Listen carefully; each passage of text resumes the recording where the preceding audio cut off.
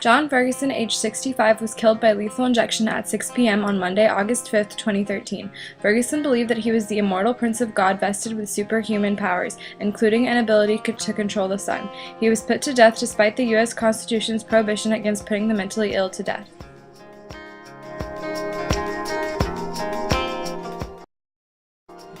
Most often, we are quick to judge anyone with the label of criminal as all bad, without ever once stopping to question what made them the way they are. How does our society view criminals?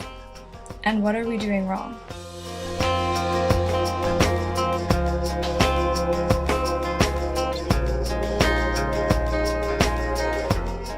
Okay, humans are Gucci. Humans are inherently good, but there's some situations that cause them to stray from society. I think it's neither.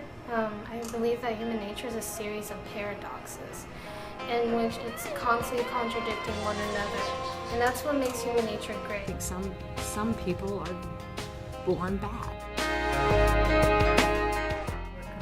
A murderer or a rapist.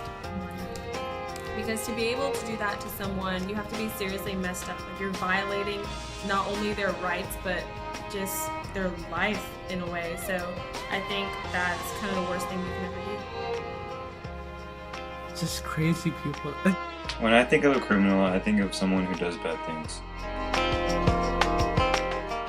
The kids in Chicago were, they were in gangs, or they were trying to get out of gangs, but that's a very difficult thing to do themselves. They knew they were in a bad environment, and that they added to that bad environment. I mean, these boys had done some bad things.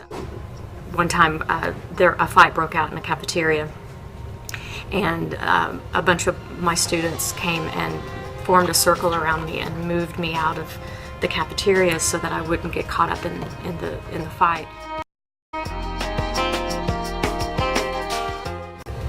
Those boys did a good thing because they knew on some level that I loved them and I wanted to help them, and they recognized that. But there was something in some of these boys that made them want to get out of a bad situation.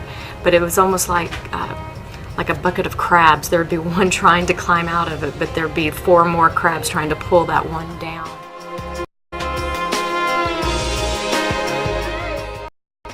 There's good in everybody.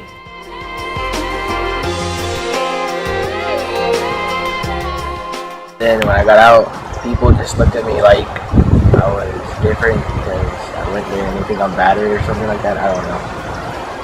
And they just act like a criminal, I guess. So what factors into the development of a criminal, and how does that affect our perceptions of them? A lot of these criminals were criminals out of the bad environments that they might have grown out of, or the desperations they might have gone into, that they were unemployed and they were poor, and so they needed to do whatever they needed to do to make a living, or to get the resources they needed. When you talk about nature versus nurture in criminality, there's 2 aspects to this you can look at. Yes, there are some people who were born with criminal intent, sociopaths. Those 2 would probably speak towards nature. Now, as far as nurture goes, your basic people of like thieves or robbers or those kinds of people. Many times, those types of people might grow out of an environment where they grew up of some type of deprivation. They might have grown into a deprivation, such as the essentials of food and shelter. They learned those things. They grew up in it, or they grew up in a family environment where that kind of thing was pursued or practiced. In saying this, some evidence refers to the notion that criminal tendencies are engendered through the accumulation of the individual's life experiences, that criminals grow out of those that never really got that far up the hierarchy of needs. Are criminals simply the products of fate, or just as unfortunately the products of their environments? Both factors could be out of their control. Whether the argument be nature or nurture, there's always more to a criminal than just being a criminal. Someone who does something bad and gets caught is legally labeled a criminal, and therefore by default a bad person. How does the criminal justice system counteract this thought process by incorporating the psychology of a criminal into the judgment of them?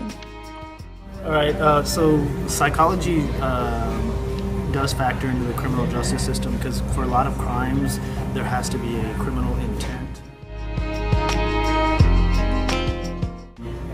As far as the insanity plea, a lot of times psychologists or psychiatrists, they will act as basically paid consultants by certain criminal defense attorneys. They'll have certain relationships with certain defense attorneys where if situations arise and the defense attorney needs help with their client as far as maybe seeing if they're insane or have some mental issues, that they'll call these consultants, psychiatrists, and to ask them questions, interview them, and to see if they are, in fact, in their expert opinion, crazy or have mental issues. And I guess if the findings are favorable to the defense, then they'll have them testify in court.